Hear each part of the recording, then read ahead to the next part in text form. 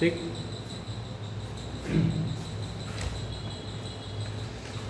चलिए स्टार्ट करें। तो अगर आप, मैं ये बता रहा था कि अगर आप सिलेबस को ध्यान से देखेंगे तो उसमें एक पॉइंट लिखा हुआ है अलजेब्रा के अंदर, real numbers on the number line.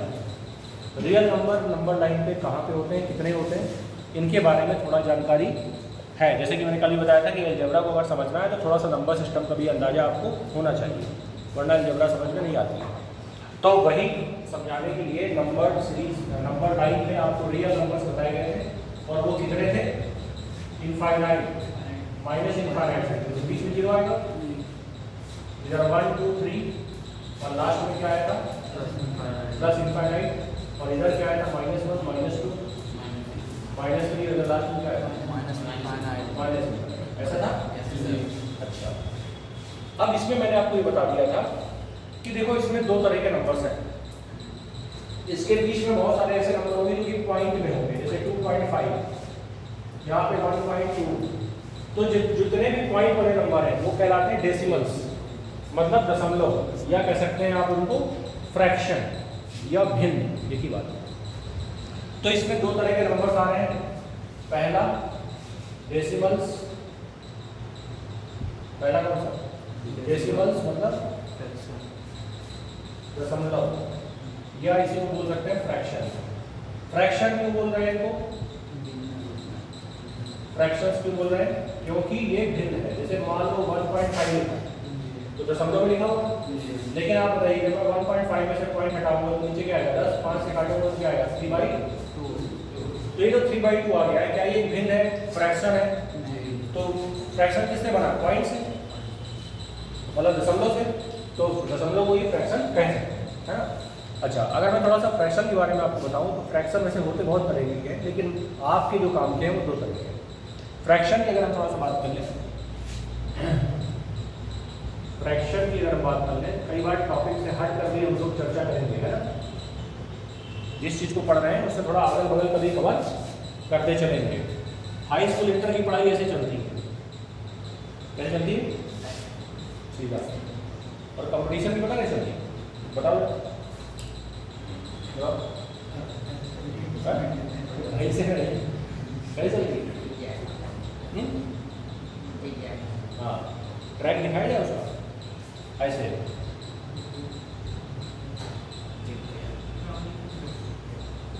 ऐसे समझ गए। सीधा तो चलना ही है, बट उसके अगल बगल कवर करते हुए चलना है, क्योंकि हम बिल्कुल अनजान नहीं है, बहुत सारी चीज़ें हम पहले से ही जानते हैं, तो इधर उधर जाने में कोई ऐसी समस्या नहीं आती है, क्योंकि एक बार पढ़ चुके हैं आप। हाई स्कूल पास होने के बाद जब इंटर में पहुँचते हैं तो उस समय हम बिल्कुल ब्लैंक होते हैं, कुछ भी हमें नहीं पता होता है, बिल्कुल जीरो होते हैं, तो ज़्यादा इधर उधर किया नहीं जा सकता है, सीधा पढ़ाया जाता है, इसलिए बिल्कुल टॉपिक वाइज पढ़ाया जाता है, ये टॉपिक ये टॉपिक ये टॉपिक, बिल्कुल सिस्टम से चलता है। कंपटीशन में ऐसा नहीं होगा, कई बार टॉपिक से बीच में कोई नई चीज़ आ जाएगी तो हम उधर घूम जाएंगे, फिर पूरा समझा के फिर वापस आ जाएंगे, तो इस तरह से सिस्टम चलेगा। अच्छा, तो फ्रैक्शन दो तरह के हैं, एक है प्रॉपर, एक है इम्प्रॉपर। कौन कौन सा, प्रॉपर और इम्प्रॉपर। अब प्रॉपर इम्प्रॉपर क्या है, प्रॉपर इम्प्रॉपर में क्या अंतर है, देखिए अगर कहीं पे लिखा हुआ है 2/3, क्या लिखा है 2/3, तो ये प्रॉपर है, और अगर कहीं पे लिखा है 3/2 तो ये इम्प्रॉपर है। अब दोनों में अंतर क्या है वो देखेंगे। जैसे मान लीजिए कि आप कोई भी फ्रैक्शन लिखते हैं x/y, तो आप बताइए किसी भी भिन्न में दो चीज़ें होती हैं, अंश और हर, मतलब डिनोमिनेटर और न्यूमरेटर। ये है अंश और ये क्या है, इसे क्या बोलते हैं न्यूमरेटर, और इसे क्या बोलते हैं डिनोमिनेटर। समझ के बात। तो ये अंश, अगर छोटा है हर से तो ये प्रॉपर फ्रैक्शन है, और अगर अंश बड़ा है हर से तो ये इम्प्रॉपर है। ये बात आप समझ लीजिए, समझ गए।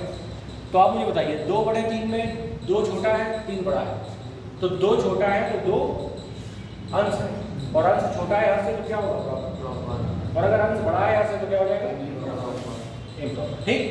अच्छा, एक और फ्रैक्शन यहाँ पे मैं लिख रहा हूँ, जैसे आप 3 में 2 से भाग देते अगर तो आ जाएगा 1 सही 1/2, बोलो हाँ। और इसको बोला जाता है मिक्स्ड फ्रैक्शन। क्या बोलते हैं? Mixed fraction. मिक्स्ड फ्रैक्शन बोलते हैं। मिक्स्ड फ्रैक्शन क्यों बोलते हैं? क्योंकि ये 2 तरह के नंबर का मिक्सचर है। जैसे अगर मैं 1 सही 1/2 की बात करता हूँ तो ये कैसे लिखा हुआ है 1.5, बताइए भाई। 1 सही 1/2 क्या लिखा हुआ है? 1.5 लिखा हुआ है, नहीं समझे जी? अरे 1 + 1/2 और 1/2 क्या है 0.5। तो 1.5 अगर लिखा हुआ है कहीं तो उसमें 2 तरह के नंबर है ना, एक तो 1 दूसरा 0.5। तो 0.5 हुआ डेसिमल और 1 हुआ इंटीजर, तो 2 तरह के नंबर का वो मिक्सचर। ठीक, दैट्स व्हाई हम इसको क्या बोलेंगे? Mixed fraction. क्या बोलेंगे? Mixed fraction. क्लियर? हाँ, तो ये 3 तरह के हमारे पास फ्रैक्शंस हैं। अब इनको मैं क्यों बता रहा हूँ, इसके पीछे कारण है। कारण ये है कि जब भी आपको आंसर करना है ना किसी भी क्वेश्चन का, तो कभी भी आंसर इम्प्रॉपर में नहीं करना है। या तो आंसर प्रॉपर में करना है या तो आंसर मिक्स्ड में करना है। जैसे अगर कहीं पे 5/2 आ गया तो आप उसे ऐसे खाली नहीं छोड़ेंगे। 5 बड़ा है 2 से, मतलब 2 उसको डिवाइड कर सकता है, और अगर 2 उसको डिवाइड कर सकता है तो डिवाइड करिए, ऐसे नहीं छोड़िए। अगर 2/5 है तो कोई दिक्कत नहीं। अगर 2/5 लिखा है तो कोई दिक्कत नहीं, वो तो प्रॉपर हुआ। वो तो क्या हुआ? प्रॉपर हुआ। लेकिन अगर 5/2 है तो ये इम्प्रॉपर है। तो ये प्रॉपर को चेंज करने के लिए आप इसमें 2 से भाग दे देंगे, तो कितनी बार जाएगा? 2 बार। तो हो जाएगा 2 सही 1/2। 2 सही 1/2। तो ये बताइए क्या किसमें बदल गया? मिक्स्ड में। तो आप आंसर किसमें किसमें कर सकते हैं? आप आंसर कर सकते हैं इसमें, आंसर कर सकते हैं किसी भी क्वेश्चन पर, और इसमें भी आंसर कर सकते हैं। लेकिन इसमें गलती से भी आंसर नहीं कर सकते हैं। इस बात का ख्याल रखना। समझ गए बात? अच्छा, ये बात समझ आ गई। अब जरा फिर से वापस आ जाते हैं अपने पॉइंट पे कि मैंने आपको बताया था कि 2 तरह के नंबर्स हैं यहाँ पर। पहला डेसिमल, दूसरा इंटीजर्स। दूसरा कौन सा? इंटीजर्स मतलब पूरा, है ना? इंटीजर्स मतलब पूरा। तो मैंने आपको बता दिया था कि यार डेसिमल पे ज़्यादा बात नहीं कर रहे थे हमने शुरू किया था इसको इंटीजर से, और इंटीजर को डिवाइड करना स्टार्ट कर दिया था। तो इंटीजर मैंने आपको बताया थे कितने तरह के होते हैं, बताइए। कल थे क्लास में आप? बताइए। 4, है ना? लेकिन वो जो हमने डिवीजन किया था 4, उसमें हमने चिन्हों को लेके किया। Positive integer, negative integer, non positive, non negative. ठीक, 4 तरह के। ये वाले पॉजिटिव है, यहाँ से आपके ये पॉजिटिव, ये वाले नेगेटिव। अगर हम पॉजिटिव में 0 भी ले लें तो नॉन नेगेटिव है, और नेगेटिव में अगर 0 भी ले लें तो नॉन। ये 4 तरह के हमने बताए। लेकिन देखिए ये इसका रियल अगर देखा जाए डिवीजन नहीं है। इसका जो रियल डिवीजन है वो 2 तरह से है, इवन और ऑड, सम और विषम। तो मैंने आपको बताया था कि जो 1 है वो ऑड है, और 1 के बाद 2 है जो वो इवन है। क्यों है? ये 3 क्या है? ऑड। 4 आएगा तो क्या होगा? इवन। -1 क्या है? ऑड। -2 क्या है? -3 क्या है? -4 क्या होगा? इवन। तो आप ये देख रहे होंगे कि एक ऑड एक इवन, एक ऑड एक इवन का श्रृंखला चल रही है, सीरीज चल रही है। समझ गए? तो अगर इवन ऑड चल रहा है तो आप बताइए, मैंने 1 लिया, 2 लिया, 3 लिया, ये ऑड है, इवन है, ऑड है, इवन है, ऐसे चल रहा है। सबको मैंने ले लिया, इधर देखो ऑड इवन, लेकिन 0 के बारे में मैंने कोई बात नहीं। तो अगर इंटीजर में 0 भी शामिल है तो 0 में तो कुछ होगा इवन ऑड में से। तो बताओ क्या मैंने बताया था कि 0 क्या है? इवन। 0 क्यों इवन है? क्योंकि ऑड के बाद आ रहा है, और ऑड के बाद हमेशा इवन आता है, और इवन के बाद हमेशा ऑड आता है। तो अगर मैं ऑड ले रहा हूँ, 1 को ऑड ले रहा हूँ, -1 को भी ऑड ले रहा हूँ, तो 2 ऑड लगातार नहीं आ सकते, उनके बीच में इवन आएगा ही आएगा। तो इसलिए 0 क्या है? 0 एक सम संख्या है, मतलब इवन नंबर है। ये आपको ध्यान रखना है। ठीक। तो यहाँ से आपको एक खास बात जो पता चली थी वो ये चली थी कि इंटीजर दो पार्ट में डिवाइड होता है, इवन और ऑड, और जो जीरो है वो क्या है, इवन। जीरो क्या है, इवन है। ये खास बात है जो कि हमें पता होनी चाहिए। समझ गए, जीरो एक सम संख्या है, बट इसके पीछे एक कंस्ट्रेंट लगा हुआ है। कंस्ट्रेंट का मतलब होता है एक बंदिश लगी हुई है, एक कंडीशन लगी हुई है कि जीरो एक अनकाउंटेबल इवन नंबर है। जीरो एक कैसा इवन नंबर है, अनकाउंटेबल, जिसकी गिनती नहीं की जा सकती। जैसे आप बताइए, क्या जीरो से आप किसी चीज़ को काउंट कर सकते हैं? नहीं। काउंटिंग कभी जीरो से शुरू होती है? नहीं। तो जीरो एक सम संख्या तो है बट काउंटेबल नहीं है, इसलिए जीरो के सामने एक कंस्ट्रेंट हम लगा रहे हैं। और वो कंस्ट्रेंट क्या है? जीरो इज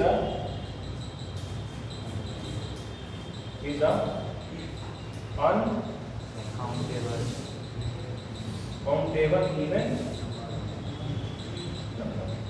जीरो एक अनकाउंटेबल इवन नंबर है, मतलब जिससे गणना नहीं की जा सकती, बाकी सबसे गणना की जा सकती। ठीक। उसके बाद मैंने आपको बताया था कि ये जो पॉजिटिव इंटीजर्स है, एक से लेकर इनफाइनाइट तक, ये नेचुरल नंबर्स है। ये तो जानते होंगे आप। ये जो पॉजिटिव इंटीजर्स हैं यही हमारे क्या है, यही हमारे नेचुरल नंबर्स हैं। तो पॉजिटिव इंटीजर कहाँ से शुरू होते हैं? 1 2 3 4 5 dot dot dot dot dot infinite. और ये हमारे जो नंबर्स हैं ये हमारे प्राकृतिक संख्याएं हैं। कौन सी संख्याएं? प्राकृतिक संख्याएं हैं, मतलब नेचुरल नंबर्स हैं। ये तो जानते हो। अच्छा, अगर मैं आपसे पूछूं कि बताइए नेचुरल नंबर को कितने हिस्सों में बांटा जा सकता है, तो आप मुझे क्या बताएंगे? नेचुरल नंबर को कितने हिस्सों में बांटा जा सकता है? दो हिस्सों। और कौन से? इवन ऑड नहीं, इवन ऑड का काम खत्म हो गया। इसको दो हिस्सों में इसलिए नहीं बांट सकते इवन ऑड में, क्योंकि इवन नंबर तो -2 भी, तो इसमें कहाँ बांटे? परिमेय और अपरिमेय में बांट नहीं बांट सकते। 1 2 3 में अपरिमेय कहाँ दिख रहा है? अपरिमेय क्या होता है? √2, √3, √5, इसका अंडर रूट ना निकले वो अपरिमेय होता है। तो क्या इसमें कोई नंबर तुमको रूट में दिख रहा है? तो फिर अपरिमेय और परिमेय की बात ही खत्म हो गई। इसको हम लोग डिवाइड करेंगे किसमें? हाँ, सही पकड़ा। Composite and prime. Prime and composite, अभाज्य और भाज्य, ये दो हिस्सों में बढ़ता है। तो देखिए ध्यान दें, जो मैंने इसका विभाजन किया है वो किस चीज को ध्यान में रखते हुए किया है? किस चीज को ध्यान में रखते हुए किया? फैक्टर। फैक्टर, ध्यान दें, फैक्टर। लिखने से पहले ऊपर देखें, आप वो लिखते हैं, आप लिखते बहुत हैं, कल भी आप खूब लिखे, आवाज भी आप खूब लिख रहे हैं, और यही काम यहाँ नहीं करता, क्योंकि तुम लोग खूब लिखे हो। और मैं ये हमेशा समझाता रहता हूँ, तुम ये बताओ सरकार के पास क्या टीचर्स नहीं है जो हमको बुलाना पड़ा? बताओ, तुम अपने दिमाग से प्रोफेसर से ज़्यादा जानते हैं क्या? तो प्रोफेसरों को कभी जो है नहीं बात नहीं समझे। जब पुलिस काम नहीं आती तो आर्मी बुलाना पड़ता है। अब इसका ये मतलब नहीं कि पुलिस निकम्मी है, इसका ये मतलब नहीं है, लेकिन आदमी यही मतलब निकालता है। आदमी यही मतलब निकालता है कि अगर आर्मी आ गई तो इसका मतलब है कि पुलिस बेकार है। बेकार नहीं है, उसका काम अलग है, उसका काम, आपका काम अलग है, उसका डीलिंग स्टाइल अलग है, हमारा डीलिंग स्टाइल अलग है। वो भी योग्य है, और कोचिंग इंडस्ट्री का जो व्यक्ति है वो भी अपनी फील्ड में योग्य है, क्योंकि उसके काम करने का जो स्टाइल है वो डिफरेंट है, सोचने का स्टाइल है डिफरेंट है। भाई वही वेपन्स आर्मी के पास नहीं है, वही वेपन्स पुलिस के पास नहीं है, लेकिन इस्तेमाल करने का तरीका अलग है कि नहीं? पुलिस का इस्तेमाल करने का तरीका अलग है, क्योंकि उसकी कंडीशंस अलग है, उसकी व्यवस्थाएं अलग है। और वही वेपन अगर आदमी को दे दिया जाए तो उसका दूसरी तरीके से इस्तेमाल करेगा, क्योंकि उसके ऊपर जो कानून है वो अलग करेगा। समझ गए बात? तो वैसे ही होता है, डिपेंड करता है कि हम किस परिवेश से आए हैं। तो कंपटीशन का जो पढ़ाई का जो तरीका है ना, कंपटीशन का, वो बिल्कुल एकेडमिक से अलग है। हाई स्कूल इंटर में आपने पढ़ा है, हाई स्कूल इंटर का जो तरीका है वो बिल्कुल कंपटीशन से अलग है, डिफरेंट है। हाई स्कूल इंटर के टीचर का जो तरीका है पढ़ाने का, उसका टारगेट कुछ और है। पुलिस का टारगेट आपको मारना नहीं है, पुलिस का टारगेट है भीड़ को भगाना, और आर्मी का टारगेट है समाप्त कर देना। तो वो तो गोली चलाएगी, अब चाहे मरो चाहे जियो, क्योंकि वो ऑर्डर लेके आया। अब चूंकि आपके पास ऑर्डर नहीं है तो आप लिए तो है कि 47 चला नहीं सकते, क्योंकि अगर कोई मरा तो तुम पहले मरोगे। तो वैसे ही यहाँ पे है, देखिए यहाँ पे जो तरीका है कंपटीशन में सोचने का, काम करने का, लिखने का, पढ़ने का, वो बिल्कुल अलग है, डिफरेंट है। मैंने बताया, समझ गए? क्योंकि जैसे मैं हमेशा इस बात को समझाता हूँ कि जब आप इतने टीचर से पढ़ चुके हैं और आने वाले समय में भी पढ़ेंगे और पढ़ भी रहे होंगे, अगर आप ग्रेजुएशन कर रहे हैं तो पढ़ रहे होंगे, कर चुके हैं तो भी पढ़ चुके होंगे, तो फिर कोचिंग की जरूरत कहाँ से है? जब आप इतने टीचरों से पढ़ ही चुके हैं और टीचर किसी से कमज़ोर नहीं है, अगर सरकारी पेपर पास किया उसने तो सीधी सी बात है जीनियस व्यक्ति होगा और बहुत मेहनती रहा होगा। फिर ये कोचिंग कैसे चल रही है पूरे देश में? और इन कोचिंगों में एक भी प्रोफेसर नहीं पढ़ा रहा है, कहीं भी आप उठा लीजिए, सिंगल प्रोफेसर को कोचिंग में घुसने नहीं दिया जाता। कारण कोई विचार करिए, कोचिंग का काम क्या है? अगर तुम सब पूरा पढ़ चुके हो, अच्छा ये भी बताया जाता है हमेशा कि भैया पेपर 12th सही आएगा, पेपर 12th सही आएगा, जो 12th में आपने पढ़ा है उसी के जो बढ़िया ट्रिकी क्वेश्चन है वही आएगा। तो फिर कोचिंग की नीड क्यों है? और सरकार ने भी अगर शुरू किया है तो सोच के शुरू किया होगा। कोचिंग देश से समाप्त नहीं हो रही है, कारण क्या है? कारण बहुत बड़ा कारण है, कारण साइकोलॉजी का है। कोचिंग का काम है कोचना, और जब तुम्हारे कोचता रहेगा वो तो तुम काम करते रहोगे, और जहाँ कोचना बंद काम बंद। कोचिंग का काम कोचना, तो नाम ही कोचिंग रखा गया है। कोचिंग आपके टारगेट को जिंदा रखती है। आप घर में 3 दिन बने रहिए, चौथे दिन आपका टारगेट बेटारगेट हो जाएगा। 3 दिन के बाद तुम्हारा जो जोश है ना ठंडा जाएगा। हमें करना तो था लेकिन अब नहीं करना है, क्योंकि अब हमें नींद बहुत आती है। अब हम सोएंगे, पहले सोएंगे फिर बाद में देखेंगे। ऑनलाइन कोर्स लिया तो है, अभी कल ही मैं एक लेक्चर देख रहा था, उसमें टीचर कह रहा था कि लेते लोग हैं एडमिशन, जैसे 50,000 लोगों ने कोर्स खरीदा, तो केवल 1 महीने के अंदर 40,000 लोग कोर्स को छोड़ देते हैं। ले तो लेते हैं, इसीलिए वो खूब सस्ता सस्ता कोर्स बेचते हैं। 1700, 1800, 500, कोई कहेगा 99 रुपये पूरी एडिक्ट है। तो 99 रुपये तुम्हें देने में कोई दिक्कत नहीं है, 99 रुपये का तो बर्गर खा लेते हैं। तो खट से हमने खरीद लिया कोर्स, अब देखा अरे इतने टीचर पढ़ा रहे हैं, तुम बेटा पढ़ ना पाओगे 99 रुपये, क्योंकि 99 रुपये तुम्हारे कितने दिन तुम्हारे दिमाग में बैठा रहेगा? 2-3 दिन में तुम्हारा जो ठंडा जाएगा, 99 रुपये भी तुम भूल जाओगे, मतलब वो 99 रुपये फालतू चले गए। और सोचो कितने लोग में गए? 90,000 लोग। क्या पूरा कम 1 लाख लोगों ने 99 रुपये दिए टीचर को, कोचिंग को, और उसे पढ़ाना भी नहीं पड़ा, और उसे पढ़ाना भी नहीं पड़ा। जो पढ़ाना था पढ़ा दिया, खत्म बात। तो क्या ये फ्री के पैसे नहीं मिले उसे? और तुम खुद सोचो ना कि 99 रुपये में कौन सा कोर्स बन जाता है? कितने टीचर 99 रुपये में पढ़ा देंगे? 5-5 रुपये लेंगे का? लेकिन इतनी समझ बच्चे के अंदर नहीं है और वो खरीदेगा। बनाने वाला भी जानता है, 3 दिन देखेगा, चौथे दिन से जोश उसका ठंडा हो जाएगा और बात खत्म हो जाएगी। कौन सा कोर्स खरीदा था उसे याद ही नहीं रहेगा, फिर वो दूसरा कोर्स सर्च करेगा, फिर 599 वाला खरीदेगा, और वो भी याद नहीं रखेगा। और जब पैसा लगता है दबा के 80,000, तब दिमाग खुलता है कि अरे भैया पलट रहना है। और घर वाला भी बार बार फ़ोन करता सुबह, याद है ना 80,000 की गड्डी गई थी, रोज में रहना, अरे गोली मार देंगे, समझे? अगर नहीं आए सेलेक्ट होके तो समझ लेना कि तुम्हारे बिल्कुल जो है राइट कर देंगे तुम। लेकिन 80 रुपये का कोर्स खरीदे हो तो घर वाला नहीं कहेगा, कहेगा कि 80 रुपये कोर्स खरीदे तो 80 रुपये दे चुपचाप सिलेक्शन ले लेना, क्योंकि जब हल्का पे किया है तो हल्का ही दिमाग चलेगा। समझ रहे? यही समस्या है। देखिए कोचिंग आपका माहौल बनाती है, आप चीज़ों को अगर भूल जाते हैं तो कोचिंग जैसी आते हैं तो आपके अंदर फिर जोश भर दिया जाता है। ईंधन ईंधन ही तो डाला जा रहा है ये।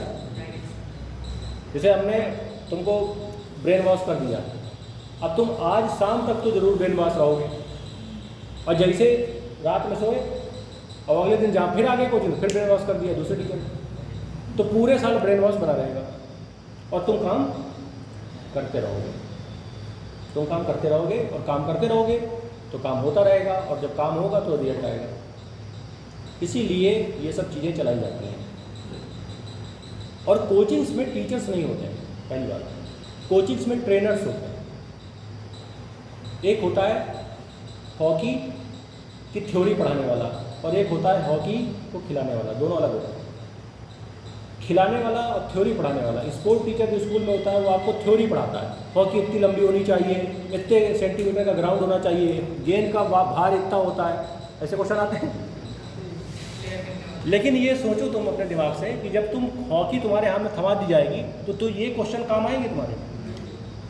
अगर तुम्हें ये पता भी है कि हॉकी का वजन इतना होता है तो कर क्या लोगे? तौलोगे उसको ऐसे, बढ़िया वजन है, बढ़िया है भैया, वहाँ चलाना पड़ेगा उसको, और चलाना किताबों से नहीं सिखाया जा सकता है। अब जैसे सर थे आए, बायोलॉजी पढ़ाए,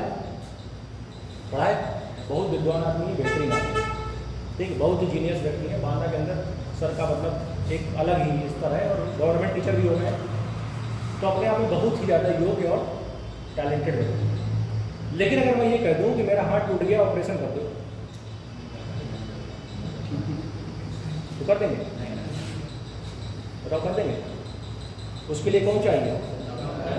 इनसे अच्छा कंपाउंडर है जो ऑपरेशन करता नहीं, खाली देखता है, वो तब भी हिम्मत जुटा ले जाएगा कि ना कहीं देते हैं, बहुत मारे तो आओ लेट हो, ग्लूकोज चढ़ाया, काम शुरू। लेकिन ये ग्लूकोज की बोतल में लगा पाएंगे,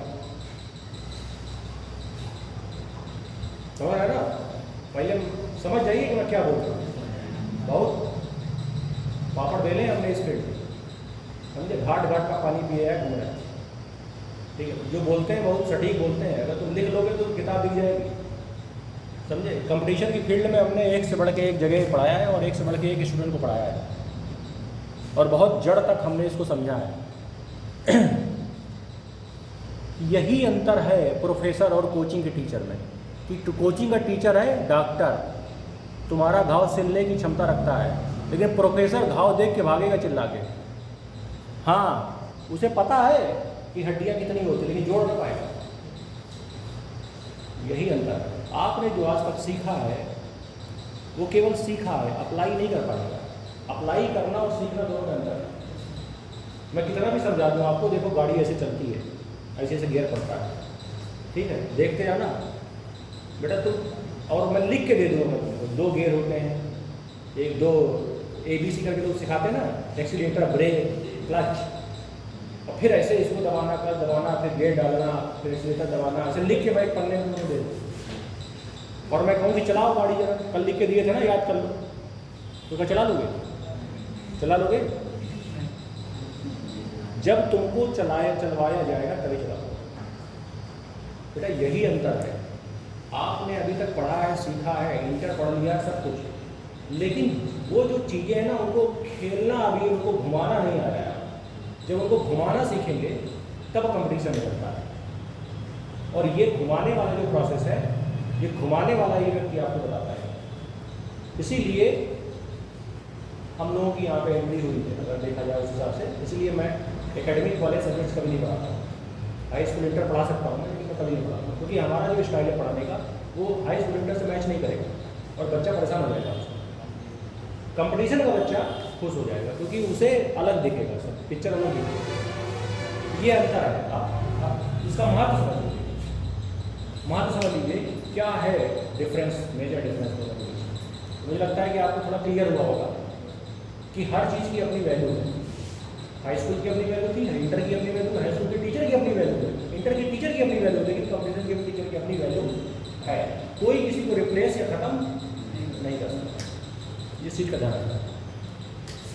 यहाँ पे ये जो छोटी छोटी बातें हैं, ये सब आपके किताबों से निकली हुई या इधर उधर से निकली हुई चीज़ें हैं, कोई नई नहीं है। बट हमारा कभी इन पे फोकस नहीं किया, ध्यान नहीं दिया, और गया भी तो उससे संबंधित हमने चीज़ें की नहीं है तो अपने को पता नहीं। ठीक है, बहुत छोटी छोटी बातें बता रहा हूँ। तो नेचुरल नंबर्स अगर आप देखेंगे तो ये दो तरह के होते हैं, एक होता है प्राइम, एक होता है प्राइम, दूसरा क्या होता है कंपोजिट। क्लियर? प्राइम का मतलब होता है अभाज्य। अब देखना, अब मैं यहीं पे आप केवल सुनने में ध्यान देना है, ठीक है, जो भी आपने सीखा है उस पर थोड़ा थोड़ा सा बदलाव आपको नजर आएगा। अभाज्य और भाज्य। अब अगर मैं आपसे पूछ लेता हूँ कि बताओ प्राइम कौन है, प्राइम क्या है, तो बताइए क्या कहेंगे, बताइए प्राइम नंबर क्या होता है? जो एक और अपने स्वयं के अतिरिक्त किसी ठीक। और से ना करते हैं। ठीक, इस पे याद रखना। ठीक, आओ आओ एक से बात करें। ये एक लिखा, देखो ये एक से कट रहा है और अपने आप से कट रहा है, जी। तो क्या हुआ? प्राइम। प्राइम हुआ। तो सबसे छोटा प्राइम कौन? नहीं,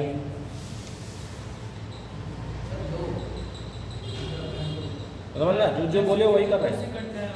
देखो पूरी जानकारी और अधूरी जानकारी में अंतर समझ लीजिए। तुम्हें लग रहा होगा कि अरे ये कौन सी बहुत बड़ी बात बता दी है, बेटा जब क्वेश्चन में आएगा ना तो यही तुम्हारा क्वेश्चन गलत करवा देगा। ये अच्छा ही बताओ, अगर मैं एक नंबर दे दूँ 16, 16 को डिवाइड करने वाला सबसे छोटा नंबर कौन है? अब देखो कुछ लोग 2 बोल रहे हैं, कुछ लोग 2 बोल रहे हैं, सुना आवाज़ आई थी। अब वो लोग कौन है वो खुद ही जानते होंगे। है छोटी सी बात, किसी भी नंबर को डिवाइड करने वाला सबसे छोटा नंबर एक कौन है? एक कौन है? एक। पहली बात, और जैसे ही तुमने एक को छोड़ा, क्वेश्चन गलत, क्योंकि तुमने शुरुआत 2 से कर दी। मैंने 15 ले लिया तो तुमने शुरुआत 3 से कर दी, और किसी के दिमाग में एक नहीं आया। अगर मैं बोलूँ 15 को डिवाइड करने वाला सबसे छोटा नंबर, तो 3 बोलोगे चिल्लाते हुए, और एक पे नजर नहीं जाएगी। जल्दबाजी में ये कर सकते हो आप, इसमें कोई दिक्कत नहीं, क्योंकि अभी भी हो चुका है। लेकिन ये ध्यान रखें कि 1 is the smallest number which will divide any number and gives a remainder of 0। सबसे छोटा नंबर कौन है जो किसी भी नंबर को डिवाइड कर सकता है? वो 1 है। और सबसे बड़ा नंबर वो कौन है जो किसी नंबर को डिवाइड कर सकता है? वो खुद है। क्लियर? 15 को 15 के अलावा 15 से बड़ा कोई नंबर डिवाइड नहीं कर सकता। 16 को 16 से बड़ा कोई नंबर डिवाइड नहीं कर सकता। इज इट क्लियर और नॉट क्लियर? तो आप मुझे बताएं कि प्राइम को अगर आप ऐसे याद करेंगे जैसे कि बचपन से ही रटाया जाता है, जो खुद से और एक से कटे, खुद से और एक से कटे। अब इसमें थोड़ा सुधार कर देते हैं, खुद से एक से, खुद से एक से, परिचित, तो ये भाषा ही सही नहीं है। खुद से क्या होता है, ये कोई सेंस ही नहीं है। तरीका देखिए क्या है, तरीका ये है, a numbers having only 2 factors are prime. ऐसे नंबर जिसके केवल और केवल 2 फैक्टर हो, केवल और केवल 2 गुणनखंड हो, वो है prime. And the numbers having more than 2 factors are composite. ऐसे नंबर्स जिसके 2 से ज़्यादा फैक्टर हो, वो कौन है? कंपोजिट। वो कौन है? कंपोजिट। तो जरा आप मुझे बताएं कि जब मैं नंबर्स को दूंगा, बताइए 1 को कौन कौन डिवाइड कर सकता है? 1। अच्छा, 1 एक और डिवाइड इसको कर सकता है, बट मैंने अभी आपको बोला कि are numbers having only 2 factors. अच्छा, एक और इसमें बात ध्यान रखनी है, ओनली एंड ओनली 2 फैक्टर तो होना चाहिए, but both factors are distinct. दोनों फैक्टर अलग अलग होने चाहिए, एक जैसी शकल के नहीं हो सकते। जैसे अगर मैं बात करूं 4 की, तो 4 को आप ऐसे नहीं कहेंगे कि 2 डिवाइड कर रहा है और 2 डिवाइड कर रहा है, ऐसा नहीं बोलेंगे। दोनों की शकल एक जैसी नहीं होनी चाहिए, अलग अलग होनी चाहिए। तो 4 को डिवाइड करने वाले कौन कौन है? 1, 2 एंड 4। 4 को कैसे बोल रहे हैं? अभी बताया मैंने, सबसे बड़ा नंबर वही है जो खुद है, तो डिवाइड करेंगे। तो 1, 2 एंड 4, तो कितने फैक्टर हो गए? 3 हो गए ना? तो बताओ क्या ये प्राइम है? नहीं। प्राइम होने के लिए तो केवल और केवल कितने फैक्टर चाहिए? 2 फैक्टर। 3 नहीं होने चाहिए। अगर 3 हो गए तो कंपोजिट हो गया। तो बताओ 1 के केवल एक फैक्टर हुआ, 2 का कितना फैक्टर, 1 और 3 का, 1 और 4 का, 1 और 2 और 5 का, 1 और 5। तो आप मुझे बताइए सबसे छोटा वो कौन सा नंबर है जिसके 2 फैक्टर, 2। अब अगर मैं आपसे कहूँ कि सबसे छोटा प्राइम नंबर कौन, तो क्या बोलेंगे, बोलो 2। लेकिन 2 को देख के फीलिंग नहीं आती है प्राइम वाली, क्योंकि 2 को देख के इवन वाली फीलिंग आती है, राइट। लेकिन ऐसा नहीं कि जो सिंगर है वो स्पोर्टमैन नहीं हो सकता। एक व्यक्ति के अंदर 2 क्वालिटी हो सकती है, वैसे एक नंबर के अंदर 2 क्वालिटी हो सकती है। 2 is the only single number which is even and prime, not odd. 2 एक अकेला ऐसा नंबर है जो कि सम भी है और, अरे नहीं, अभाज्य भी है, सम भी है और अभाज्य भी है। बाकी ऐसा कोई नंबर नहीं है पूरी मैथमेटिक्स के अंदर जो सम भी हो और अभाज्य भी हो। तो ये ध्यान रखना है कि 2 हमारे लिए एक यूनिक नंबर है, अद्भुत नंबर है, अलग नंबर है। और इस बात का ध्यान रखना है कि जो 2 है वो एक सम संख्या भी है और अभाज्य संख्या भी है। और सबसे छोटी विषम अभाज्य संख्या की बात करें तो आंसर देंगे आप 2। क्या देंगे? तो मुझे बताइए सबसे छोटा अभाज्य संख्या कौन? 2।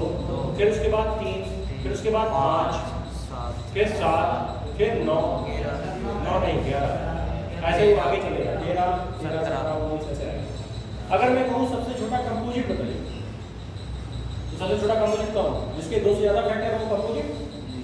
तो बताओ 4 के कितने फैक्टर? 4 से पहले किसी के 3 फैक्टर दिखे? तो 4 हमारा क्या है, सबसे छोटा कंपोजिट नंबर है, मतलब भाज्य संख्या है। तो ये ध्यान रखें कि जो 4 है वो सबसे छोटी क्या है, भाज्य संख्या। सबसे छोटी क्या है, भाज्य संख्या है। तो आप कंपोजिट में सबसे छोटा लिखेंगे 4, फिर 6, फिर 8, फिर 9, फिर 10, ऐसे करके आगे बढ़ते जाएंगे। तो अगर 9 होगा, अरे 9 को कौन कौन डिवाइड कर रहा है, 1 कर रहा है, 3 कर रहा है, 9 कर रहा है, 3 नंबर कर रहे हैं, सीधी सी बात है, 2 से ज़्यादा फैक्टर हुए। तो आप मुझे बताइए कि क्या 2 पार्ट में डिवाइड हुआ? ये जो नेचुरल नंबर है 1 से लेके इनफाइनाइट तक, क्या कंपोजिट और प्राइम में डिवाइड हुआ? हाँ क्यों? 1 की बात कर रहे हैं। 1 को छोड़ के क्या डिवाइड हुआ? लेकिन आप बताइए 1 ना तो कंपोजिट है ना प्राइम, 1 ना तो कंपोजिट है ना प्राइम, तो फिर 1 क्या है? Neither composite nor prime. तो फिर क्या है? तो वो अपने आप में डिफरेंट नंबर है, अलग नंबर है। ना तो वो भाज्य की श्रेणी में जाएगा, ना वो अभाज्य की श्रेणी में जाएगा, वो अपने में अलग रहेगा। इसीलिए नेचुरल नंबर को 3 हिस्सों में बांटते हैं। कितने हिस्से में? नेचुरल नंबर को 3 हिस्सों में। एक तो 1, और 1 को हम यहाँ पे कहेंगे यूनिक नंबर बोलेंगे, और उसके बाद प्राइम, और उसके बाद कंपोजिट। अब ये जो मैंने इसको यूनिक कहा है वो किस सेंस में कहा है? वो फैक्टर के सेंस में यूनिक है। वैसे क्या यूनिक है उसमें? कुछ नहीं भाई। अगर मैं फैक्टर के सेंस में बोलूँगा, ध्यान देना, कल मैंने आपको ये बात समझाई थी कि जब विभाजन कर रहे होते हैं तो ये बात का ध्यान रख रहे होते हैं कि विभाजन किस चीज़ को ध्यान में रखते हुए किया जा रहा है। तो यहाँ पे विभाजन फैक्टर को ध्यान में रखते हुए किया जा रहा है। तो अगर फैक्टर के आधार पर देखा जाए तो 1 एक यूनिक नंबर है। यूनिक का मतलब होता है सबसे अलग, जुदा, सबसे डिफरेंट, जिसमें दोनों क्वालिटी ना हो, अलग ही क्वालिटी है उसकी, बट ग्रुप का मेंबर है, तो हम इसको यूनिक कहेंगे। और जो बाकी के नंबर हैं वो कुछ प्राइम है, मतलब आधे प्राइम है, आधे कंपोजिट है। आधे का मतलब ये नहीं कि आधे का मतलब है कुछ प्राइम कुछ कंपोजिट। हाफ मत कर देना। कोई पूछ लेगी 1 से लेकर 100 तक बताइए कितने प्राइम कितने कंपोजिट, तो आपने 1 हटाया, बचे 99 का आधा करना, ये सब नहीं चलेगा, है ना। क्योंकि प्राइम और कंपोजिट की कोई गिनती नहीं है कि कहाँ पे कितने प्राइम हो सकते हैं और कहाँ पे कितने कंपोजिट हो सकते हैं। ऐसा कोई सिस्टम नहीं है इसका, रैंडम तरीके से ही आते रहते हैं। समझिए बात? हाँ, चलिए नोट करिए इसको, फिर आगे बढ़ेंगे।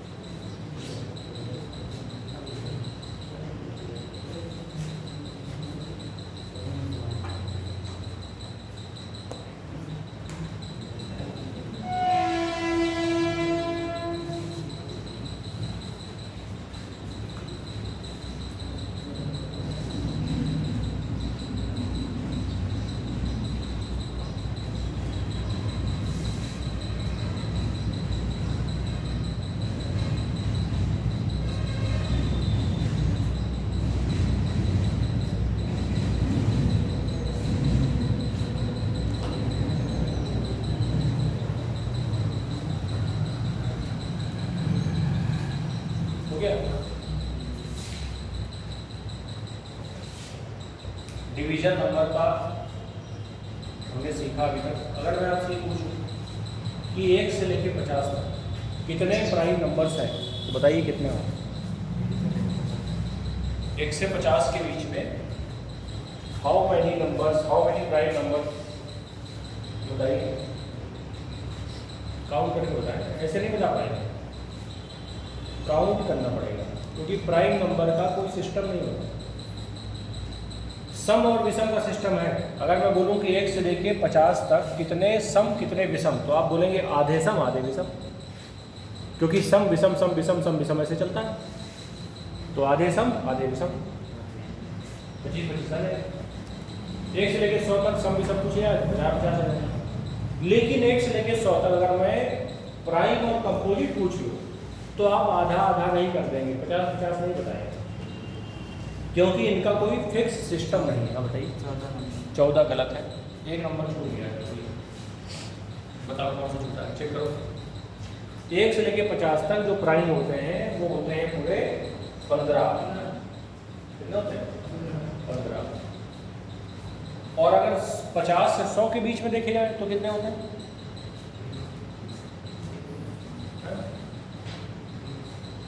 बता 10।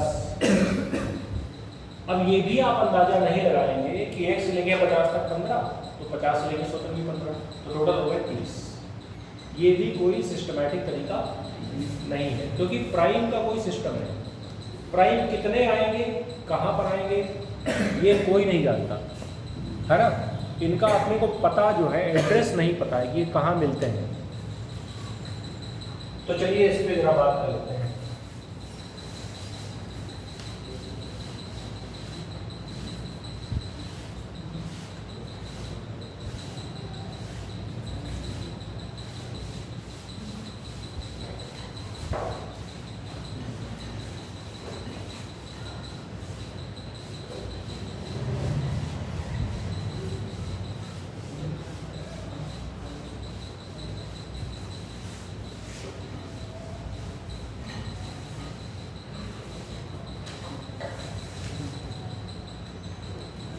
देखो, पहला जो प्राइम है सबसे छोटा वो 2 हुआ,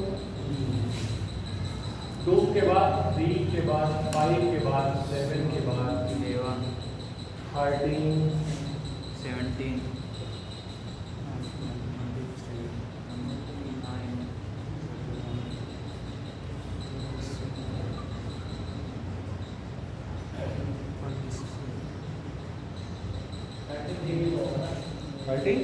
नहीं होगा, 33 नहीं होगा।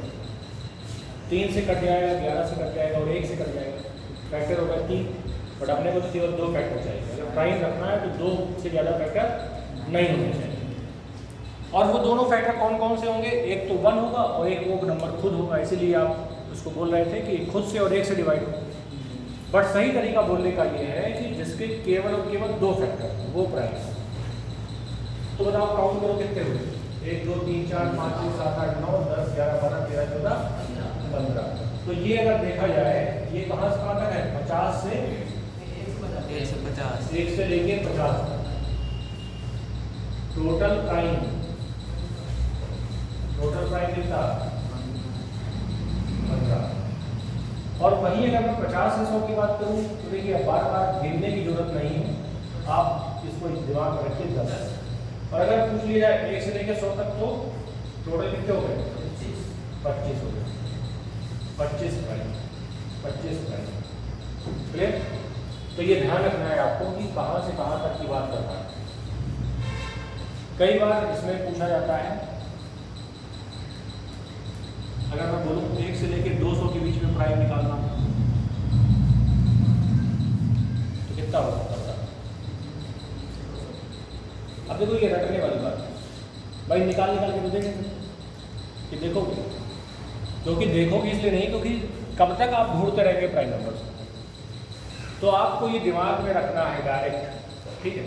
तो अगर आप देखें, जैसे बहुत सारे लोग इसमें दिमाग लगाते हैं कि यार 25 का डबल हो गया 50, 1 से 100 तक 25, तो 1 से 200 तक 50, लेकिन ऐसा नहीं होता है। तो फिर कैसा होता है? कितने होंगे? तो मुझे लगता है जहाँ तक मुझे याद है शायद 46 से 47 होते हैं। कितने होते हैं? 47 होते हैं शायद, जहाँ तक थोड़ा सा इसमें कंफ्यूजन है। 47 मतलब डबल नहीं करेंगे, डबल नहीं करेंगे। 1 से लेके 1000 तक होते हैं 168। कितने होते हैं? 168। तो ये दिमाग में रखने वाला कंटेंट है, इसमें बहुत ज़्यादा लोड नहीं लेना है आपको, बहुत ज़्यादा दिक्कत है कोई दुकान निकाल के देखना है ऐसा नहीं, ये खाली जानकारी के लिए बता दिया गया। उसके बाद देखिए, अब जैसे कि आपको ये समझ में आया कि यार प्राइम का कुछ आता पता तो है नहीं, कहाँ मिलेगा, कब आएगा, कितने नंबर के बाद आएगा, कोई आइडिया नहीं। तो मैं क्या करता हूँ, थोड़ा सा इसका आइडिया डेवलप कर देता हूँ आपके अंदर कि प्राइम एग्जैक्ट पोजीशन तो नहीं बता पाएंगे हम, लेकिन टेंटेटिव पोजीशन उसका बता सकते हैं। जैसे मान लीजिए कि आपका कोई दोस्त बाजार में रहता है और कहीं जाओ ढूंढ जाओ, तो तुम जो है कहाँ ढूंढोगे, बड़ी दिक्कत की बात है। लेकिन अगर कह दिया जाए कि बंगालीपुरम रहता है, तो आपको कम से कम ये तो पता चल गया कि मोहल्ला क्या है, तो बहुत काम आसान हो गया। पूरे बांदा में घूमने से अच्छा है कि आप एक मोहल्ले पे जाइए, तो मोहल्ले पे ज़्यादा समय लगेगा लेकिन मिल जाएगा। और अगर घर का नंबर पता चल जाएगा तो बहुत अच्छा, तब तो बिल्कुल ही पता चल जाएगा। और अगर फ़ोन नंबर पता चल जाए तब तो फिर बात ही खत्म होगी, बीच का सारा प्रोसेस समाप्त। समझ गए? तो फ़ोन नंबर तो नहीं मिलेगा, किसका? Prime number. मकान नंबर भी नहीं मिलेगा, किसका?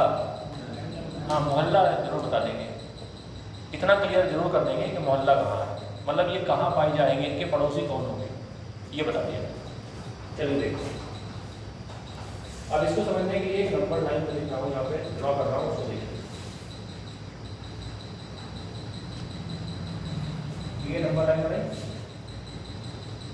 6 का पहाड़ा लिख दो, 6, 12, 18,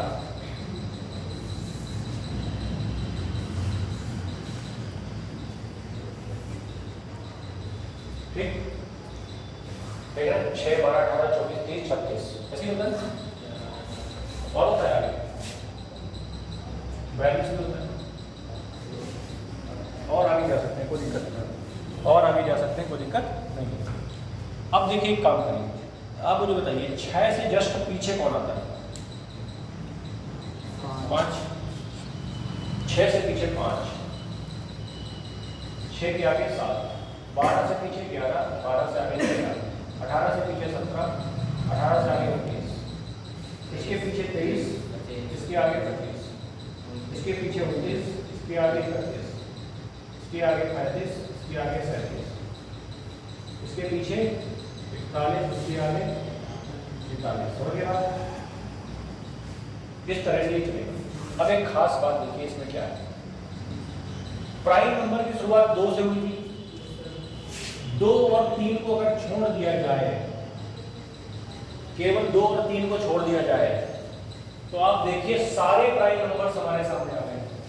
देखो 5, 7, 11, 13, 17, 19, कोई छूट रहा है? कोई छूट रहा है? 2 और 3 की बात नहीं कर रहा हूँ, 3 से बड़े नंबर की बात कर रहा हूँ। कोई छूट रहा है कि नहीं छूट रहा है? आगे 23, 25 प्राइम नहीं, लेकिन 29 तो है, 31 तो है। अरे 23 और 29 के बीच में तो कोई नहीं आ रहा है, वहां देखते जाओ ना, 23 और 29 के बीच में तो कोई नहीं आ रहा है, कंटिन्यू मिल तो रहे ना। यहाँ देखो 35 प्राइम है, नहीं है, लेकिन 31 के बाद 37 आ रहा है, नहीं आ रहा है, फिर 41 आ रहा है, फिर 43 आ रहा है, आगे भी आता जाएगा।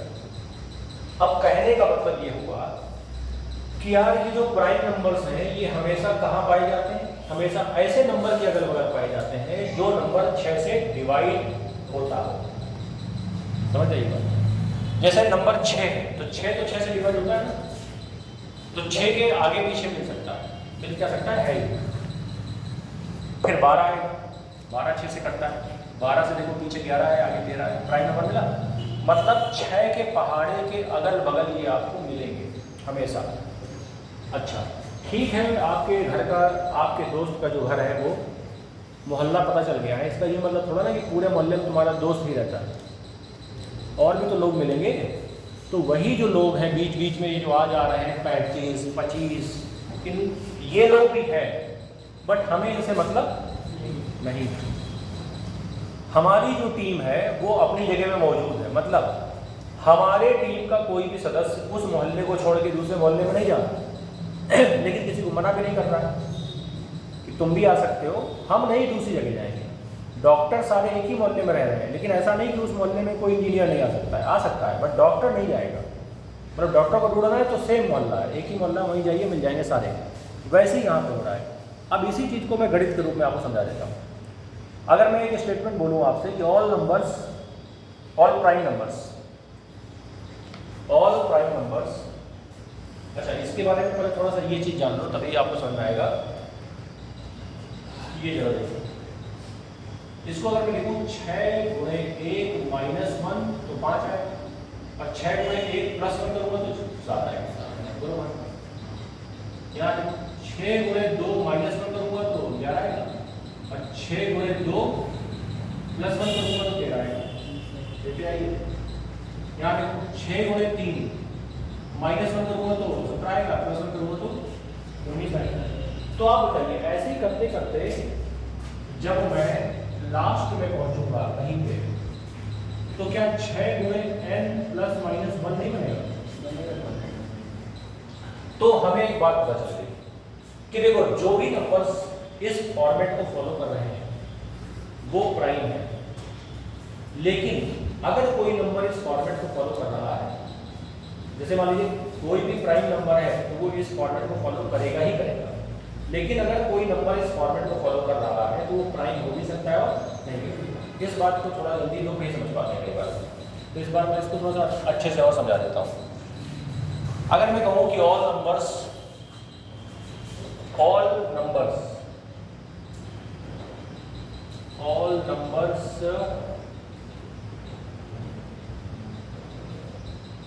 नहीं, इसको ऐसे लिखिए, देखिए मैं लिख ही देता हूँ क्या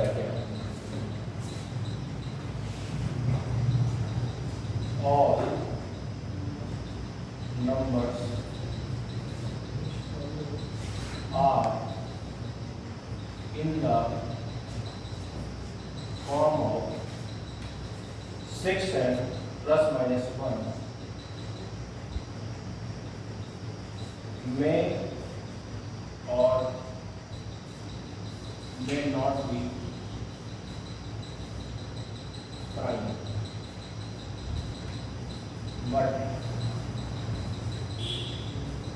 but all prime numbers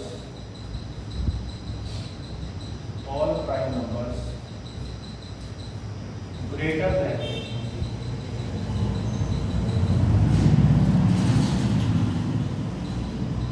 must be in the form of 6 and plus minus 1। ये दो स्टेटमेंट आपको ध्यान रखना है, ठीक? क्या लिखा मैंने, ये देख लीजिए पहले आप। मैंने लिखा कि all numbers are in the form of 6 and plus minus, मतलब देखो जैसे मान लो एक नंबर 25 है, तो 25 क्या है, 4 गुणे 6 प्लस 1, तो 4 गुणे 6 प्लस 1 6 एंड प्लस 1 को फॉलो तो कर रहा है, बट 25 जो है वो प्राइम नहीं। तो बहुत सारे ऐसे नंबर हो सकते हैं जो 6 एंड प्लस माइनस 1 के फॉर्मेट में होंगे बट वो प्राइम नहीं होंगे। लेकिन अगर प्राइम नंबर है तो वो इस फॉर्मेट में निश्चित रूप से होगा। तो वही मैंने नीचे लिखा, all prime numbers greater than 3, but ये 3 से बड़े नंबरों के लिए है। All prime numbers greater than 3 must be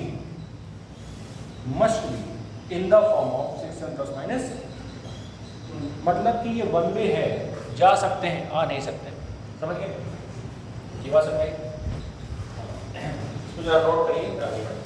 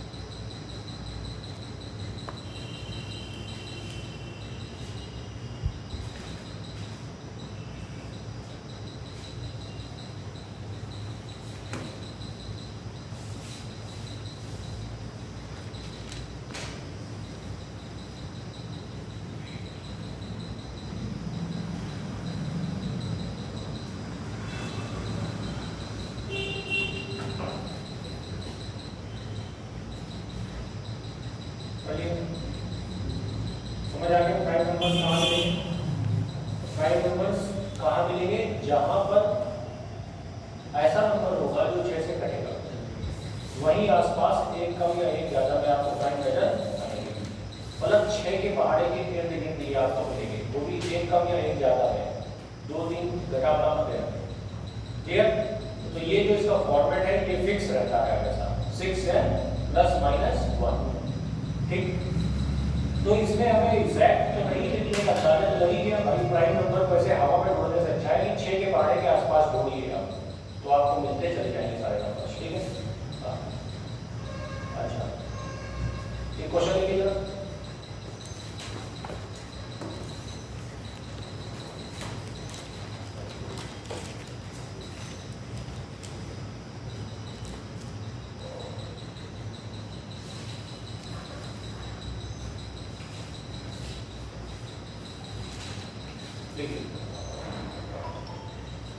Sum of square of all prime numbers, sum of square of all prime numbers greater than 3 and less than 100. Sum of square of all prime numbers greater than 3 and less than 100. When divided by 6, when divided by 6, then find remainder. कह रहा है कि 3 से बड़े और 100 से छोटे सभी नंबर्स का, सभी प्राइम नंबर्स का स्क्वायर करके अगर सम किया जाए, मतलब जोड़ा जाए और उसको 6 से भाग दिया जाए तो शेष फल क्या आएगा? ये क्वेश्चन बताइए।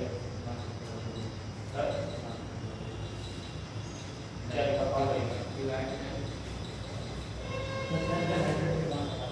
When divided by 6, then find remainder.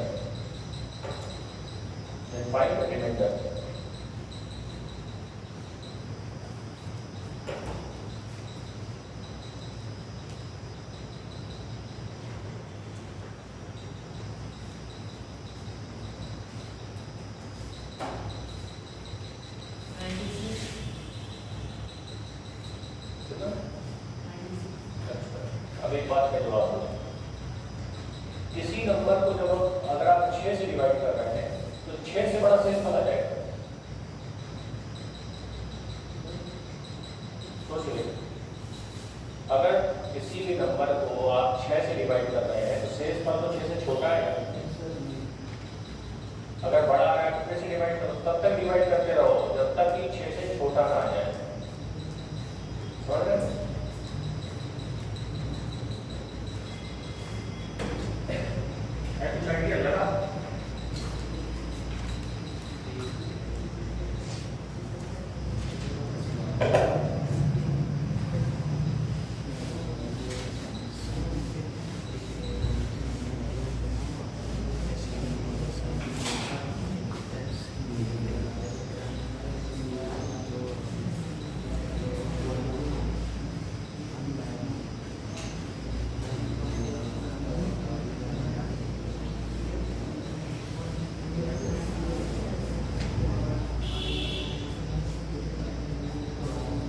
देखो 3 से बड़ा सबसे पहला नंबर 5 आएगा, तो 5 का करिए स्क्वायर,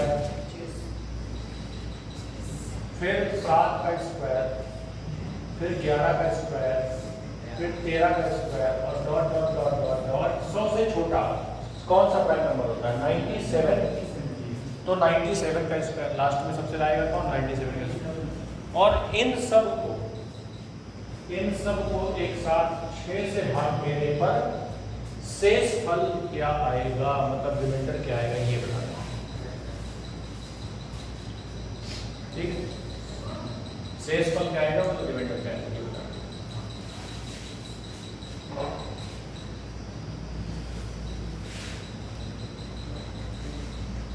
अब देखो इसमें ऐसे करिए, अगर आप ये सब करने लगेंगे, 5 का स्क्वायर लिखेंगे 25, 7 का स्क्वायर लिखेंगे 49, तो आप काम यही हो जाएगी। जब सीरीज में क्वेश्चन होता है तो उसका मतलब होता है कि आपको पैटर्न समझना है और उसके आधार पे आंसर करना है। सीरीज का मतलब यही होता है। तो देखो ये बताओ 1 से लेकर 100 तक कितने प्राइम हुआ करते थे? 25 में से 2 कम हो गए, 2 और 3 यहाँ से गायब है, तो कितने बचे? 23 बचे। समझ गए? 23 बचे। अब जरा देखो 5 का स्क्वायर होता है 25, 25 में अगर 6 से भाग देंगे तो क्या आएगा बताओ? 25 में 6 से भाग देंगे तो क्या आएगा? 7 का स्क्वायर 49, 49 में 6 से भाग देंगे तो क्या आएगा? 1। 11 का स्क्वायर 121, 121 में 6 से भाग देंगे तो क्या आएगा? 1। देखो सब में एक आ रहा है सब। अरे अच्छा ये बात नहीं समझ पा रहे हो क्या? 5 का स्क्वायर प्लस 7 का स्क्वायर बटे 6 अगर करना है तो ऐसा नहीं करना है कि पहले 25 लिखोगे फिर 49 लिखोगे फिर दोनों को जोड़ोगे, दोनों जोड़ोगे 9 5 14 4 6 7 और फिर 6 से जोड़ दो। ऐसा तो नहीं करना है। आप 6 से इसमें भाग दीजिए, 6 से इसमें भाग दीजिए, जो आए उसको जोड़िए ना। अलग अलग डिवाइड किया करिए, सबको स्क्वायर करके जोड़ने पे इतना बड़ा नंबर आएगा और उसको डिवाइड करोगे तब तो करते रह जाओगे। अलग अलग करना है। तो बताइए 1 1 1 1 कितनी बार आएगा? 23 बार। 23 बार। तो जब 1 1 23 बार आएगा तो 1 को जोड़िए 23 बार, 23 ही आएगा। अब 23 आंसर नहीं हो सकता है क्योंकि 6 से बड़ा है, तो 6 से और भाग दे दो, तो 6 गुणे 3 18, कितना बचा? 5। ये मेरा आंसर। समझ गए? बस नहीं, इस तरह से आप निकालेंगे। क्लियर? क्लियर नहीं?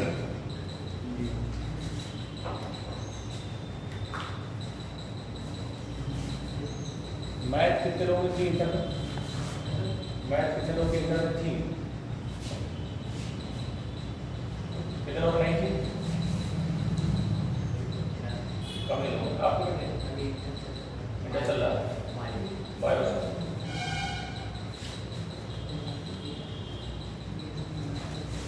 बायो तुमने क्या सोच के लिया था? क्या सोच के बायो लिया?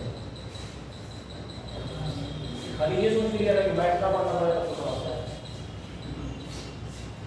बीजेपी से या नहीं पूरी कांग्रेस नहीं चाहिए। समस्या में है लक्ष्य निर्धारित नहीं है। ठीक है, हम खाली इससे इसलिए बात कर रहे हैं क्योंकि इससे नहीं करना चाहते, क्योंकि अपने आप में गलत है, कॉन्सेप्ट ही गलत है। तो मैथ से टीचर छोड़ने के लिए बायो लिया और ये हो कि कुछ बायो में कुछ तुमको दिखता है ऐसा कि तुम्हारा उसमें कोई कैरियर बनाने का मन। मैथ में नंबर कम चले तो मैथ में कैसा नहीं दिया? ऐसा कोई प्रावधान तो नहीं? नहीं देंगे एडमिशन। सजेशन किया पेरेंट्स को कि यही कराओ। किसने किया? किसने? टीचर्स ने। कौन टीचर? वहीं पर कॉलेज में। कौन से कॉलेज? सत्यनारायण। सत्यनारायण का कथा होती है? सत्यनारायण का पता नहीं होती? नहीं आज तक तो नहीं। कहाँ का है स्कूल? तिलवारी। सरकारी। देखो ऐसा बोले कि तो कोई नियम नहीं है कि आपके इंटर में कम नंबर आए हैं तो आपको वो चीज़ ग्रहण करने का अधिकार नहीं। क्यों? मतलब अगर तुमने 92 में कोई मर्डर कर दिया तो 92 नहीं रह पाओगे? ऐसा कोई नियम है क्या संविधान में? शहर छोड़ना पड़ेगा? रहोगे ना? अरे हो गया था गलती से, ये थोड़ी ना कानून तुमको शिफ्ट कर दिया जाएगा।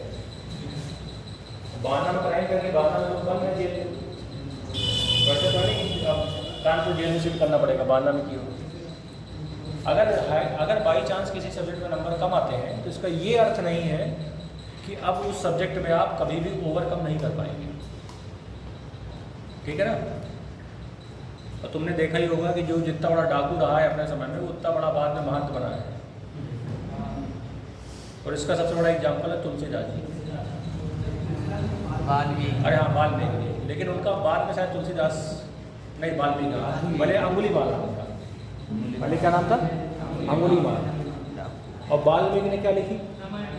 और हम खूब बढ़िया पढ़ रहे हैं, नहीं पढ़ रहे हैं, कोई दिक्कत? क्या कभी ये मन में विचार आता है कि अरे यार ये किसी डाकू ने लिखी? आता है? खूब पूजा पाठ करके पढ़ते कि नहीं पढ़ते? तो भैया जो क्रिमिनल रहा है वही तो सुधरेगा, और जो सुधरा है वो क्या सुधरेगा। सबसे ज़्यादा स्कोप है क्रिमिनल्स का। जो बच्चे सबसे खतरनाक होते हैं स्कूल टाइम पे, उन्हीं का कैरियर चेंज लाता है आने वाले समय में, और वही चेंज होते हैं। अब जो सीधे साधे बेचारे लोग हैं, उन्होंने कभी दुनिया देखी नहीं, खाली आते हैं स्कूल पढ़ते हैं, टीचर के पैर वैर छूते हैं, चले जाते हैं। फिर अगले दिन आते हैं अपने समय पे, वही 7:55 पे आते हैं, 12:55 पे चले जाते हैं, 7:55 पे आते हैं, 12:55 पे चले जाते हैं। इतने व्यवस्थित लोग जो हैं उसी रास्ते से आज तक कभी दूसरा रास्ता साइकिल नहीं घुमाएंगे। वो क्या खोजेगा जीवन में? जो विद्यार्थी रास्ता बदलने में डरता हो, वो जीवन में क्या खोज करेगा? अरे खोज तो वो करेगा जो हर दिन नए रास्ते तलाश करे। आज इससे गए, बहुत दिनों में इससे जाते जाते आप दूसरे से जाएंगे, भले बीच में जो है यमुना जी आए, टायर भी आए, लेकिन जाएंगे इससे बहुत दिनों में जाएंगे। तभी ना नई खोजें होंगी। तो खुराफात अगर जिसके जीवन में नहीं है, खुराफात टाइप के जो बच्चे होते हैं, कैरियर उन्हीं का है देखा जाए। ये भी मैं बहुत अनुभव के बाद बोल रहा हूँ, क्योंकि हमने देखा है पढ़ाकू बच्चों को, उनका बहुत ज़्यादा ब्राइट कैरियर मैंने नहीं देखा कि बहुत ज़्यादा ब्राइट कैरियर इक्का दुक्का के हो जाते हैं, क्योंकि रगड़ के एग्जाम निकाल लेते हैं। लेकिन एग्जाम निकालने के बाद भी वो डिपार्टमेंट में बहुत ज़्यादा हाईलाइट नहीं हो पाते हैं, चुपचाप नौकरी करते रहते हैं। कोई ना तो उनको जान पाता है, ना कोई पहचान पाता है, ना कोई वो ऐसा काम करते हैं पूरी अपनी जीवन में जिससे डिपार्टमेंट में कुछ उनका नाम हो जाए, कुछ पदक वदक मिल जाए एक दो, ऐसा कोई काम वो नहीं कर पाते हैं। ठीक है, IAS बन गया है तो IAS वो कोई आज तक जान ना पाएगा, पूरी उसकी नौकरी हो जाएगी, रिटायरमेंट हो जाएगा, घर चला जाएगा शांति से। लेकिन जो खुराफात वाला आदमी है, वो सोचेगा अरे यार IAS बन तो गए, और अब क्या करें, तो वहाँ पे कुछ कांड करने का प्रयास करेगा, समझे। सोचेगा कि कुछ तो करें, तो कुछ करने को नहीं तो कुछ तो करने ही, तो कुछ ना कुछ करेगा। जब कुछ ना कुछ करेगा तो उसके साथ कुछ ना कुछ होगा, अच्छा भी हो सकता है, बुरा भी हो सकता है, लेकिन कुछ भी होगा तो उससे कुछ ना कुछ रिजल्ट्स निकल के आते हैं। छेड़खानी थोड़ा सा चीज़ों में करना चाहिए आपको। अगर आप बिल्कुल वही घिसे पिटे तरीके से लगे हुए हैं तो आप कुछ खोज नहीं पाएंगे, और जितनी भी खोजें हुई हैं वो सबसे फुर्सतिया लोगों ने की हैं। अब देख लीजिए, जितने साइंटिस्ट थे, जितने राइटर थे, उनके घर वाले उनसे परेशान ही रहे हैं, समझे। मतलब स्कूल से टीचर भगा देते थे और घर से घर वाले भगा देते थे, और ऐसे लोगों ने ही कुछ समाज को दिया है। और जो हिस्सू वाले लोग हैं वो उन्हीं का लिखा हुआ पढ़ रहे हैं। पढ़ लिए 500 किताब, लिख नहीं पाए 5 अक्षर आता है, समझ रहे। ये उनमें से लोग मेहनत बहुत करते हैं, लेकिन अपना कुछ डिस्क्राइब नहीं कर सकते, अपना कुछ डेवलप नहीं कर सकते, बस खाली दूसरे के लिखे लिखाए पे घिसे घिसाए पे चल रहे हैं। तो थोड़ा सा अपने आप को आपको यूनिक लेवल पे भी तैयार करना होता है लाइफ में। केवल लिखा लिखाया पढ़ते रहेंगे कब तक पढ़ेंगे? कुछ अपनी समझ भी डेवलप करनी है, कुछ अपने डिसीजन लेने का भी पावर अपने अंदर बनाना है कि आप कुछ निर्णय आप खुद लें। एक समय के बाद आपकी फैमिली निर्णय नहीं ले पाती, वो खुद ही कंफ्यूज होती है, समझ रहे हैं। और आप डिपेंड होते हैं फैमिली, यार यही कुछ बताएंगे तब करेंगे, लखनऊ भेज देंगे तो चले जाएंगे, दिल्ली भेज देंगे तो दिल्ली चले जाएंगे, और कहीं ना भेजेंगे बात में रहेंगे, और रोज़ ये सोचते रहेंगे काश चले गए होते है ना, ऐसा होता है। बट ये आपको डिसाइड करना है कि आपको क्या करना है, और आपका दिमाग कहाँ पे रह के संतुलित रह सकता है। संतुलन जरूरी है, ठीक है। चाहे वो बाना में अगर संतुलित है तो बाना से सिलेक्शन हो जाएगा, और अगर बाना में संतुलित नहीं हो रहा, दिल्ली जाके होगा तो दिल्ली ही चलेगा, समझ गए। क्योंकि फिर बाना में हमारा मन लगेगा। संतुलन जरूरी है। अगर संतुलित नहीं है मन तो आप कहीं दिल्ली में किसी कुछ लोगों का संतुलित नहीं है, उनको लगता है यार अपनी जगह चले जाए, बहुत हो गया यार, यहाँ पर जीना मुश्किल है, तो वो आ ही जाए तो ज़्यादा अच्छा है, क्योंकि अब वो वहाँ पे जिंदा नहीं रह सकता। तो वही हमारे साथ भी होता है कि जब तक हमारे मन में क्लैरिटी नहीं है किसी चीज़ को लेकर कि हमें सच में किस पे काम करना है। जैसे हमने बायो लिया तो हमने क्या सोच लिया, 90% लोगों को ये नहीं पता है कि वो आखिर कर क्या है। क्यों? आत्मविश्वास की कमी। उसे खुद ही अपने ऊपर भरोसा नहीं हो पा रहा है कि मैं ले तो रहा हूँ लेकिन कर भी पाऊँगा। मैं खाली ले रहा हूँ, कुछ समाज के दबाव से ले रहे हैं, कुछ किसी से बचने की वजह से ले रहे हैं, है ना, कुछ किसी को देख के ले रहे हैं कि चलो तुम आओगे हम भी साथ में इसी बहाने मिलते रहेंगे, समझे, इस टाइप से ले रहे हैं। तो ये सब जो समस्याएं हैं इनका फिर कोई इलाज नहीं। तो जो लोग भी जो सब्जेक्ट लेकर बैठे हुए हैं वो कम से कम उसमें कोई कैरियर की तलाश करें कि उसमें क्या कैरियर है। ऐसे सब्जेक्ट लेने से कुछ नहीं होता, समझ ना। बहुत सारे लोग तो संस्कृत से BA में कर रहे हैं, PhD कर रहे हैं, लेकिन उसका विजन क्लियर है। अभी चित्रकूट का ही एक स्टूडेंट है, BHU से पास आउट है और उसने बहुत बड़ा अपना चैनल बनाया है संस्कृत गंगा नाम से। संस्कृत गंगा नाम से यूट्यूब में चैनल है, पूरी दुनिया देख रही है उसको, मतलब करोड़ों की कंपनी है उसकी। 2500 टीचर उसमें पढ़ाते हैं, सारे एग्ज़ाम जहाँ जहाँ पर भी संस्कृत आती है वो लोग उनको पढ़ाते हैं, किताबें लॉन्च करते हैं। सर्वभूषणम ऐसे कुछ नाम है उसका, जो है नाम भी उसका बिल्कुल ऐसे है, चित्रकूट का है वो परिवार। जब मैंने उसका पूरा इतिहास मंगाना तो पता चला चित्रकूट का है और वहीं से उसने BSc किया, फिर BHU से उसने MSc शायद किया और MA किया और संस्कृत में ही PhD किया है और नेट JRF सब वही किया, संस्कृत से कर डाला। और तुम जरा सोचो अपने ऊपर कि अगर तुमको कह दिया जाए कि तुम ये सब मैथ या सब छोड़ो और संस्कृत ले लो बेटा, तो तुम कहोगे दिमाग खराब है क्या, पहले दवाई खाओ। संस्कृत पढ़वा रहा है बेटे अपने तूफान। एक आदमी संस्कृत हिंदी में 2 रुपया नहीं कमा पा रहा है, कह रहा है अरे यार सब्जेक्ट इतना घटिया था, और दूसरा आदमी 1 करोड़ की 10 करोड़ की 50 करोड़ की कंपनी उसने बना। क्यों? विजन क्लियर है। घटिया सब्जेक्ट, अच्छा सब्जेक्ट, बढ़िया सब्जेक्ट कुछ नहीं होता। कौन कहता मैथ बहुत अच्छा सब्जेक्ट? कुछ अच्छा सब्जेक्ट नहीं। क्या अच्छा है इसमें? बताओ क्या अच्छा है इसमें? है कुछ अच्छा? कुछ अच्छा नहीं।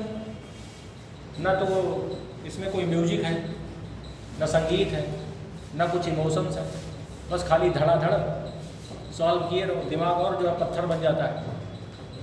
लेकिन फिर भी लोग इसकी तरफ आकर्षित हैं। क्यों? मजबूरी है। ज़्यादातर मैथ पढ़ने वाले लोग मजबूर हैं। क्यों? पेपर में आती है यार तो पढ़ना ही पड़ेगा। पढ़ना नहीं चाहता क्योंकि पेपर में आती है तो मजबूरी में पढ़ रहा है। तो संभावनाएं तलाशिए, जिस चीज़ को भी करना है तो उसको आप थोड़ा सा टारगेट करके करो, भले उसमें समय लगेगा, लेकिन इस चीज़ को लेके थोड़ा सा काम। जैसे हमारे इंडिया में काउंसलिंग का कोई कॉन्सेप्ट नहीं है, कैरियर काउंसलिंग नाम से हमारे यहाँ 0 है सिस्टम। जैसे कोई टीचर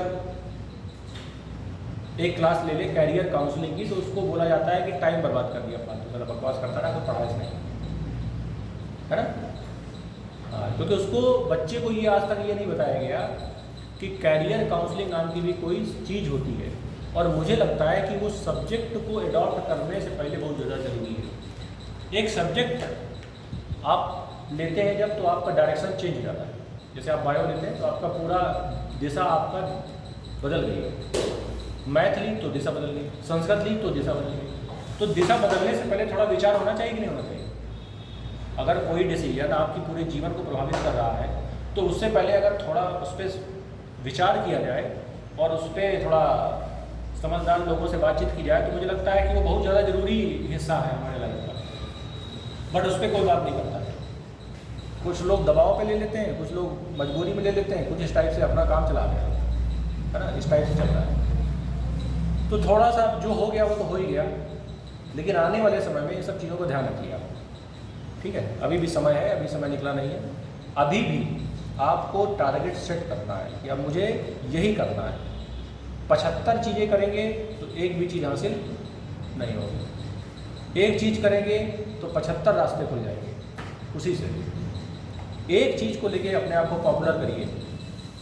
75 चीज़ें पढ़ाएंगे तो परेशान हो जाएंगे, 75 चीज़ें पढ़ेंगे तो परेशान हो जाएंगे। इसलिए टारगेट सेट करें, ठीक है। तो थोड़ा सा इस चीज़ को लेके काम करना है। तो बायो वाले बेचारे बहुत कन्फ्यूजन में रहते हैं, ठीक है, क्योंकि उनको ये समझ नहीं आता करें क्या, ठीक है। बायो के चित्र बनाएं कि बायो में एक फील्ड है अपनी MBBS वाली जो कि बहुत ही खतरनाक है, उस पर चलना ही अपने आप में दम की बात है। अथाह मेहनत करनी पड़ती है और पैसा भी अनलिमिटेड लगता है। 60-70 लाख रुपए लगाना अपने आप में बहुत बड़ी बात है ना। तो सब्जेक्ट को थोड़ा सा सेंसिटिव मैटर है ये, उस पर थोड़ा सा विचार करके काम किया करें। और भी अगर कोई आपसे छोटे भाई बहन है तो उनको भी आप खुद गाइड नहीं हो पाए तो उनको दूसरे को गाइड करिए, ठीक है। वो तो समय समय की बात है। चलो ठीक है, फिर काफ़ी ज्ञान दिया गया आज, कल भी दिया जाएगा। सर हाँ, मैथ के लिए कौन सी बुक लें? मैथ के लिए कोई बुक नहीं लेनी। हाँ, फिर देखो यही, अब डॉक्टर के पास अगर गए हो और दवाई ना लिखे हो तो तुमको लगेगा कि पर्चा बेकार चला गया 500 रुपये का, समझे। मतलब तुम 500 रुपये का पर्चा